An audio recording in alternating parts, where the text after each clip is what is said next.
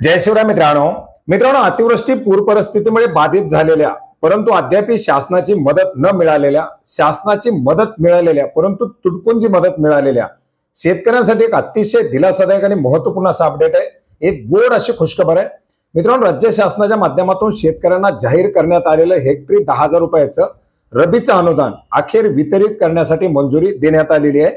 आणि याच्यासाठी आज 28 ऑक्टोबर 2025 रोजी पार पडलेल्या मंत्रिमंडळाच्या बैठकीमध्ये 11,000 कोटी रुपयाचा निधी या अनुदानाच्या वाटपासाठी मंजूर करण्यात आलेला आहे।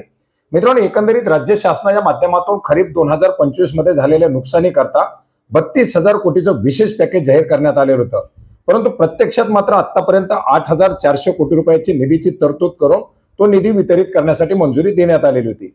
हेक्टरी 8,500 रुपयाच्या प्रमाणे 3 हेक्टरच्या मर्यादेमध्ये अनुदान वितरण करायला मंजुरी देण्यात आलेली होती। परंतु मंजुरी दिल्यानंतर बऱ्याच साऱ्या शेतकऱ्यांची माहिती अद्याप देखील पोर्टलवरती अपडेट करण्यात आलेली नाही। बऱ्याच साऱ्या शेतकऱ्यांचे दुबार गट नंबर असणं किंवा बऱ्याच साऱ्या शेतकऱ्यांच्या वारसाची माहिती नसणं अशा अनेक साऱ्या माहिती याच्यामध्ये आल्या नाहीत। 80% आसपास शेतकऱ्यांची माहिती पोर्टलवरती अपलोड करण्यात आलेली आहे।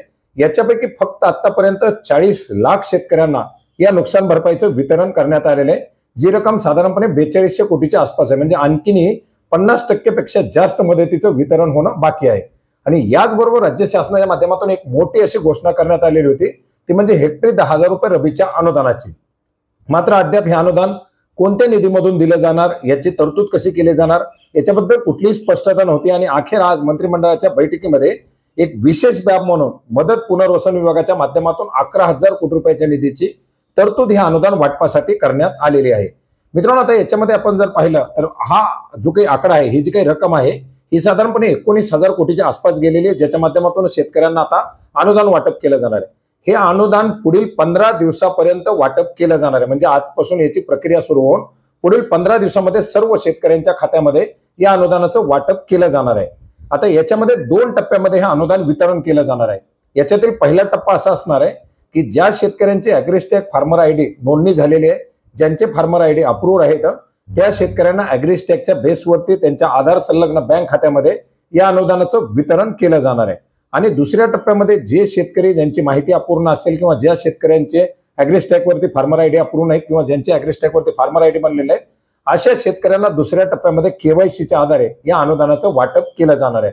ज्या शेतकऱ्यांची हेक्टरी 8,500 रुपयाची 3 हेक्टर पर्यंतची मर्यादा आहे, ज्यांचं अनुदानाचं वाटप बाकी, त्यांच्या अनुदानाच्या वाटपाला आता गती दिली जाणार आहे। आणि याचबरोबर पात्र असलेल्या शेतकऱ्यांना हे हेक्टरी 10,000 रुपयाचं रबीचं अनुदान त्यांच्या खात्यामध्ये वितरित केलं जाणार आहे। एकंदरीत 93 लाखापेक्षा जास्त शेतकऱ्यांचा आकडा आहे, परंतु याच्यामध्ये बऱ्याच साऱ्या शेतकऱ्यांचे एकापेक्षा जास्त शिवारामध्ये गट असणं, दुबार गट असणं अशा प्रकारची माहिती देखील याच्यामध्ये आलेली आहे। त्याच्यामुळे आधारच्या आधारे याच्यामध्ये शेतकऱ्यांची संख्या देखील कमी होऊ शकते आणि या अनुषंगाने शेतकऱ्यांची संख्या कमी झाल्यानंतर त्या शेतकऱ्यांना मिळणाऱ्या अनुदानाची रक्कम देखील या ठिकाणी वाढू शकते, अशा प्रकारच्या शक्यता देखील वर्तवण्यात येत आहेत।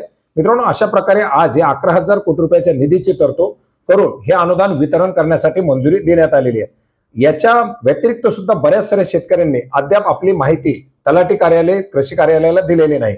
ज्या शेतकऱ्यांचे फार्मर आयडी जनरेट झालेले त्यांच्या आधारची किंवा इतर जी काही माहिती मागितली जाते ती माहिती 31 ऑक्टोबर 2025 पर्यंत जमा करण्याचे निर्देश देण्यात आलेले आहेत। उर्वरित जे काही जवळजवळ 20% आसपास शेतकरी यांची माहिती जमा करून त्यांना देखील या अनुदान प्रक्रियेमध्ये समाविष्ट केलं जाणार आहे, ज्याच्यामध्ये बऱ्याच साऱ्या शेतकऱ्यांची नुकसान होऊन सुद्धा त्यांची यादीमध्ये नाव आलेली नाहीत। त्या शेतकऱ्यांची माहिती, ज्या शेतकऱ्यांची नावं यादीमध्ये आलेली आहेत परंतु त्यांच्या अकाउंट बद्दल, त्यांच्या इतर बद्दलची माहिती नाही, अशा शेतकऱ्यांची माहिती आता जमा केली जात आहे। 31 ऑक्टोबर पर्यंत शेतकऱ्यांनी माहिती जमा करावी आणि या अनुदानाचा लाभ घ्यावा, अशा प्रकारचं आवाहन देखील शासनाच्या माध्यमातून करण्यात आलेलं आहे। तर मित्रांनो अतिशय मोठ्या प्रतीक्षेनंतर अखेर शेतकऱ्यांना हा एक मोठा दिलासा आता मिळणार आहे। याच्या अनुदानाच्या वितरणाचा अपडेट आल्याबरोबर जसे शेतकऱ्यांच्या खात्यामध्ये पडायला सुरू झाल्याबरोबर याच्याबद्दल देखील आपण अपडेट जाणून घेण्याचा प्रयत्न करणार आहोत। भेटूयात नवीन माहितीसह, नवीन अपडेटसह। धन्यवाद।